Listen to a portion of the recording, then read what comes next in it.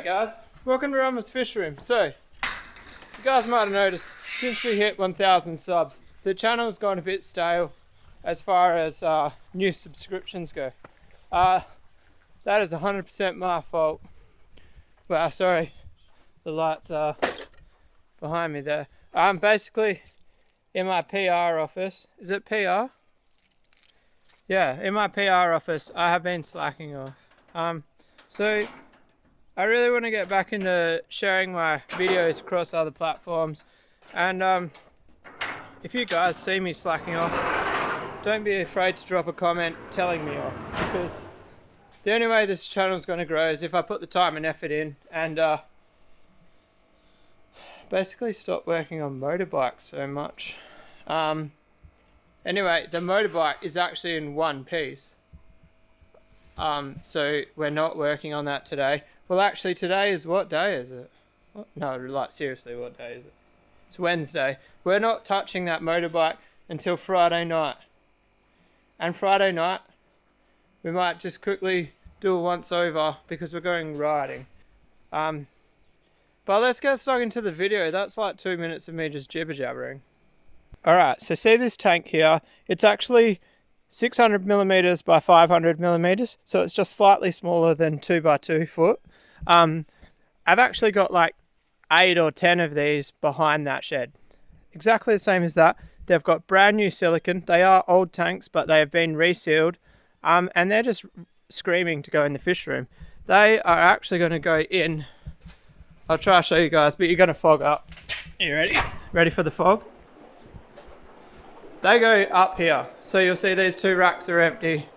I can fit 3 full tanks, and then I'm actually going to make a little slither tank to slot in to the gap that we have. Who's jumping out of the water? Someone's jumping out of the water.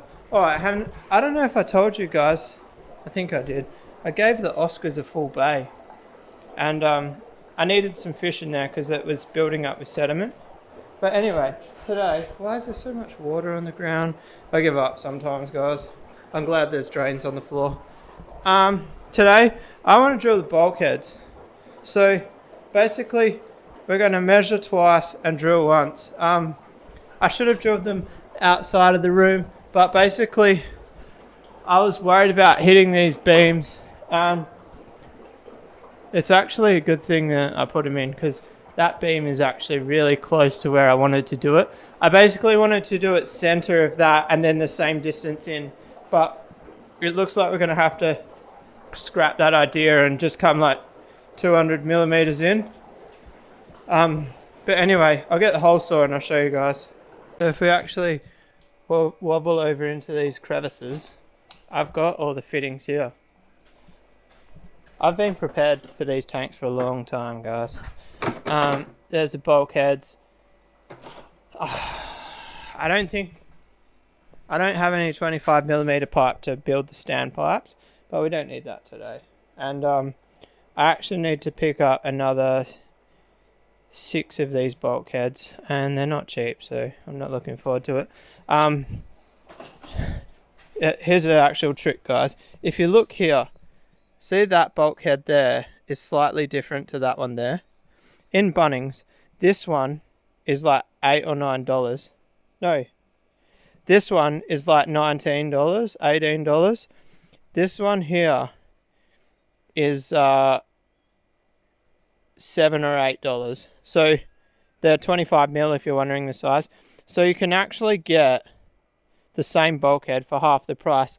The cheaper one is in the irrigation section. The more expensive one is in the plumbing section up the back. I'm guessing over east your Bunnings green sheds would be the same.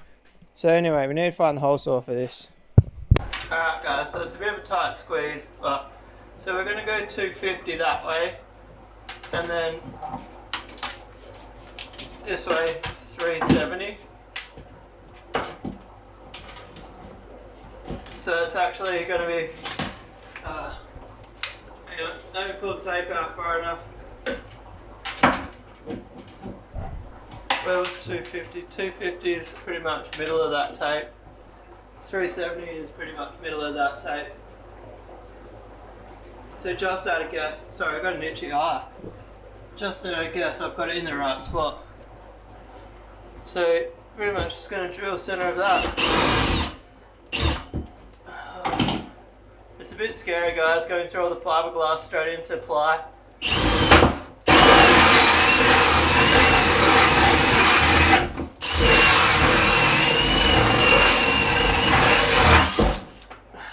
And look at that. There's a hole in our ply tanks. Sad times, scary times, all that sort of jazz. Good news, the fiberglass doesn't feel sticky anymore, which is exciting. So I'm just going to drill the other two off camera and I'll get back to you. Alright, so the other task at hand, we've got to get these tanks out. Also requires boss lady. I'll try moving by myself, what do you reckon? Risky business. That one's cracked. So I think that one might be the one that I try cut up with a grinder. For those of you who've been a long time follower, you'll actually have seen that I cut a tank with a grinder before and it worked, but it wasn't flash. But we might just do it again, why not? First one worked. I'll show you actually. So these almost 2 foot cubes, or 2 foot, yeah, whatever you want to call them. I got that many of them that I started experimenting. And if you'll look, that there is like 300 mil, and this one here is like 200 mil. So that and that is actually one of these tanks cut in half, and then I glued it straight to the side of another tank. So that's literally just glued to the side of that. Ignore that pile of crap down there, guys. I don't know why, but for some reason this tank here is my dirtiest tank. Even when I swapped what fish were in there, still crazy dirty. Look, that tank there, probably more fish in it and the exact same water change regime, and look at the difference. Dirt, no dirt. Anyway, let's wait for boss lady. I'll let you know if I lift the tanks out by myself. I'm going to assess it.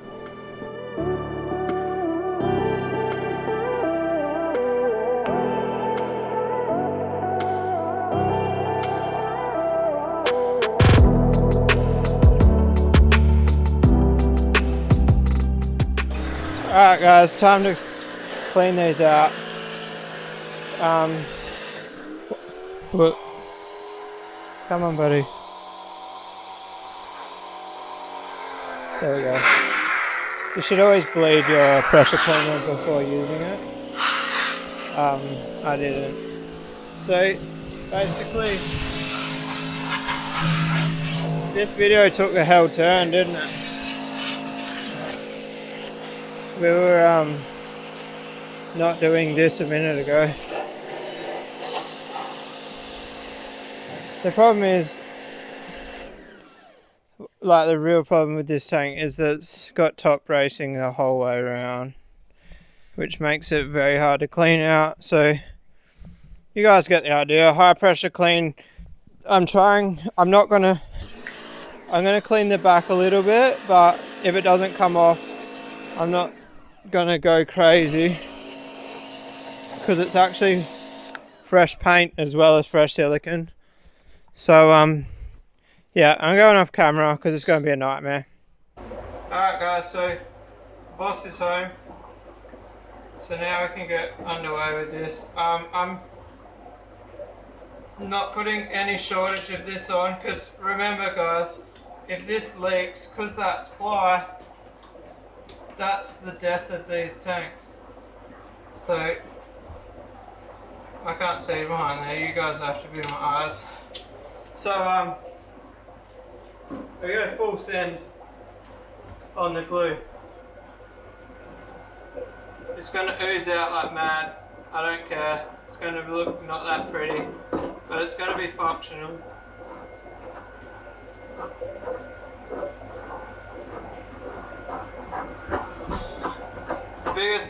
I need to find my tool.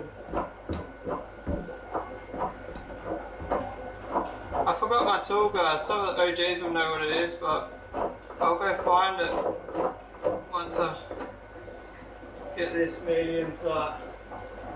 Alright, so it's just a PVC fitting that's slightly smaller than the nut on the bulkhead, and you actually heat it up with a heat gun, and then you just melt it on, and it creates a spanner.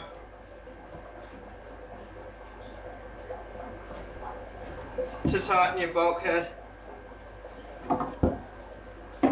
And there we have it, one bulkhead that should never ever leak and never ever come off.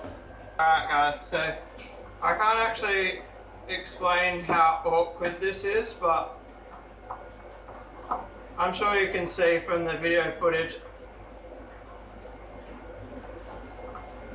and the fact that the camera's not moving.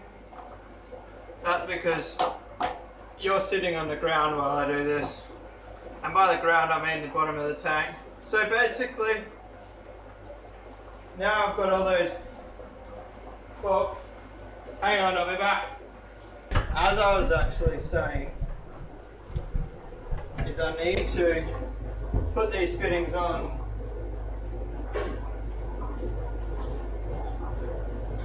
while the glue is still wet. I haven't got the red tape. Because if it spins like that and the glue's still wet, it doesn't matter. But if that spun after the glue's dried, there's a chance that it would leak. And I said it before, I'll say it again.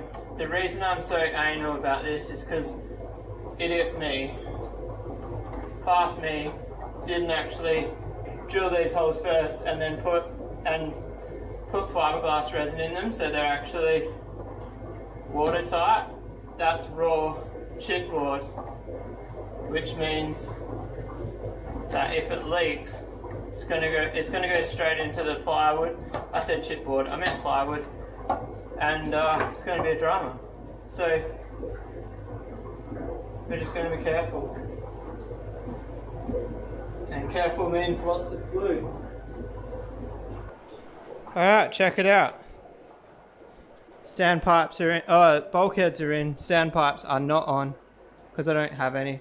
But if there's one thing of advice I can give you guys, which I've learnt from the past, never put it that close to the edge. That's a regret of mine. Put it away so you can get a net around it if you're trying to catch fish. So next step for these, I have to get styrofoam under them, which means like chalking the tanks up. It's not hard, but it's just a bit time consuming as a sole person. So I might even get that under there tomorrow, we'll see. Then we need to get a couple of meters of 25mm PVC. And then I was thinking about how I'm going to do the drain pipes, but I actually forgot, like pure blonde moment. This here is the drain. So I've literally just got to put a piece of grey tube from there to there and drill a hole in that, which is crazy exciting, guys. Just like that.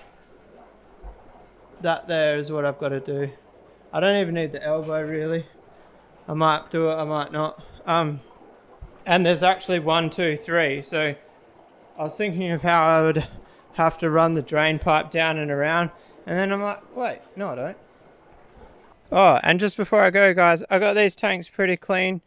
Some of the blue is like stained, and basically the back of one tank is going to be, the outside will actually be the clear side on the other tank, because they're going to be back to back, or back to front, and back to front, back to front. So I've got some paint at work which is the same, similar color to this. So I'm actually going to give them another quick lick of paint before they go in the fish room.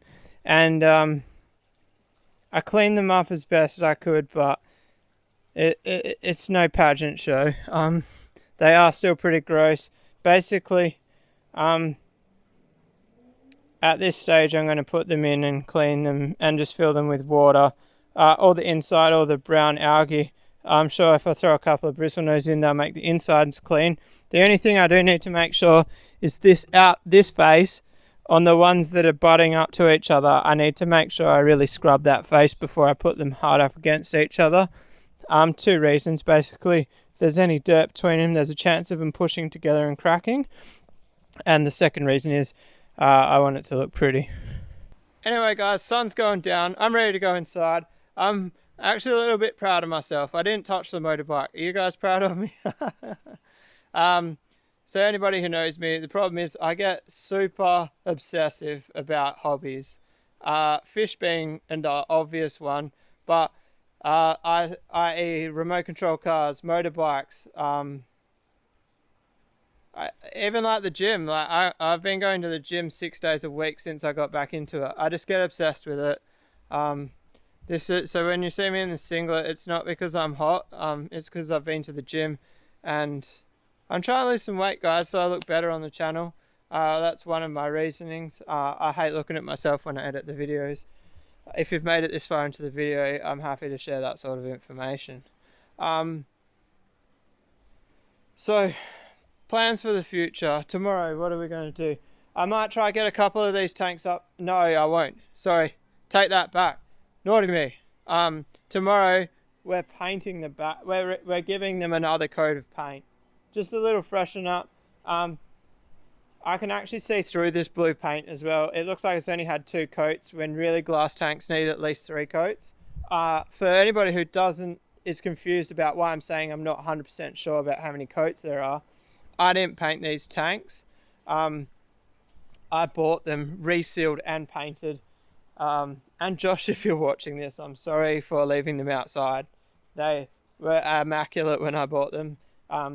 Besides scratching, they had been completely cleaned, resealed and repainted, and I left them in leaves and stuff. So I guess the tanks have got built-in tannins if I've decided to put some rainbow fish in there. But yeah, anyway. Oh yeah, and check this out, guys. See these side drop filters? Let me know what you think. If I should leave them in or take them out. I've actually got the glass to put that side drop filter in every single tank. Josh had ordered all of them, but I hate side drop filters. You can't take them out and clean them. Yes, they look neater than a bucket filter, but it's a fish room, and I used to have side drop filters and I didn't clean them for like 2 years straight because they were just so hard to clean. But let me know what you guys think. I'll run the side drops. Well, hang on.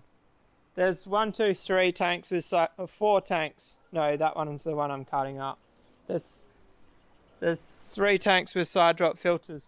Do I just leave the side drops in and give you guys a demo of the side drops running? Let me know what you think. First person to comment with what I should do about the side drop filters wins.